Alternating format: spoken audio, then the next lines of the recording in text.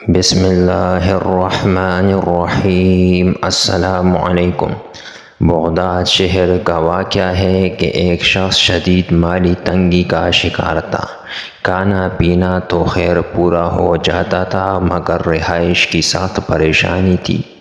وہ ایک اللہ والے بزرگ سے عقیدت رکھتے تھے۔ حالات سے تنگ ہو کر ان کی خدمت میں حاضر ہوئے اور عرض کیا کہ حضرت بہت تکلیف ہے، بہت پریشانی ہے، بس ایک کمرے کا گھر ہے، اس میں خود بھی رہتا ہوں، میری بیوی اور 4 بچے بھی ساتھ ہیں، بوڑھی والدہ اور 2 بہنیں بھی ساتھ ہیں اور خاندان کی ایک بوڑھی رشتہ دار بیوہ خاتون بھی میرے زیر کفالت ہیں۔ اتنے سارے افراد اور ایک کمرہ، بہت سخت پریشانی ہے۔ یہ کہتے ہوئے ان کے آنسو بار بار چھلک پڑے۔ بزرگوں نے گردن جھکائی، غور کیا اور فرمایا تمہارا مسئلہ حل ہو جائے گا، ایک مرغا لے آؤ اور اسے بھی اپنے کمرے میں ساتھ رکھ لو۔ ان صاحب نے خوشی خوشی مرغا لیا اور اسے بھی کمرے میں رکھ لیا۔ 1 ہفتے کے بعد بزرگوں کے پاس حاضر ہوئے تو پہلے سے زیادہ غمزدہ اور دکھی تھے۔ حضرت مسئلہ بالکل حل نہیں ہوا بلکہ اب تو اور بڑھ گیا ہے، مرغا شور مچاتا ہے، گندگی پھیلاتا ہے۔ بزرگوں نے گردن جھکائی، تھوڑا سا سوچا اور فرمایا اب میں سمجھا، تمہارا مسئلہ تھوڑا بڑا ہے۔ تم ایک بکرا لے آؤ اور اسے بھی ساتھ رکھو اور 1 ہفتے بعد اطلاع دو۔ ہفتے بعد وہ صاحب آئے تو پریشانی سے کانپ رہے تھے۔ حضرت مسئلہ اور گمبھیر ہو گیا ہے، بکرا پیشاب بھی کر دیتا ہے اور نیند بھی ٹھیک نہیں کرنے دیتا۔ بزرگوں نے غور کیا اور فرمایا اچھا اب سمجھا تمہارا مسئلہ کیا ہے۔ تم ایسا کرو کہ ایک گدھا لے آؤ اور اسے بھی ساتھ رکھو اور ہفتے بعد اطلاع کرو۔ 1 ہفتے بعد وہ صاحب آئے تو لگتا تھا کہ غم اور پریشانی سے ابھی وفات پا جائیں گے۔ آنسو ان کی آنکھوں سے برس رہے تھے اور وہ آدھموئے ہو چکے تھے۔ اے حضرت اب تو زندگی سے تنگ ہو گیا ہوں، گدھے نے تو میرا جینا ہی حرام کر دیا ہے۔ بزرگوں نے فرمایا اچھا ایسا کرو کہ مرغا نکال دو اور ہفتے بعد اطلاع کرو۔ وہ صاحب ہفتے بعد آئے اور کہنے لگے حالات میں تھوڑی سی بہتری ہو گئی ہے۔ بزرگ نے کہا اچھا اب بکرا بھی نکال دو اور ہفتے بعد اطلاع کرو۔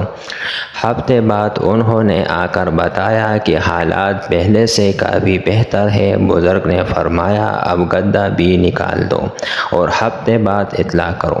ہفتے بعد وہ صاحب آئے تو ہاتھ میں مٹھائی کا ڈبہ تھا، چہرے پر مسکراہٹ اور انگ انگ میں خوشی تھی۔ وہ آتے ہی بولا مسئلہ بالکل حل ہو گیا ہے، اب اپنا کمرہ بنگلہ لگتا ہے، سب گھر والے خوش ہیں، سب کھلے کھلے رہتے ہیں اور کمرہ بالکل پاک صاف ہے۔ اسی خوشی میں مٹھائی لایا ہوں، قبول فرمائی۔ وہ صاحب مٹھائی دے کر چلے گئے تو بزرگ نے فرمایا کہ اب اس کی گاڑی کامیابی والی سڑک پر آ گئی ہے، اب یہ ہر دن مزید راحت اور ترقی پائے گا انشاءاللہ۔ وہ صاحب جب پہلی بار بزرگ کے پاس آئے تو وہ رو رہے تھے اور آخری بار جب آئے تو خوش تھے، حالانکہ وہی کمرہ تھا اور وہی افراد، کچھ بھی اضافہ نہ ہوا تھا۔ وہ صاحب آئے تھے تو بزرگوں نے سمجھ لیا کہ ان کے رزق میں تنگی کا بڑا سبب ان کی ناشکری اور بے صبری ہے۔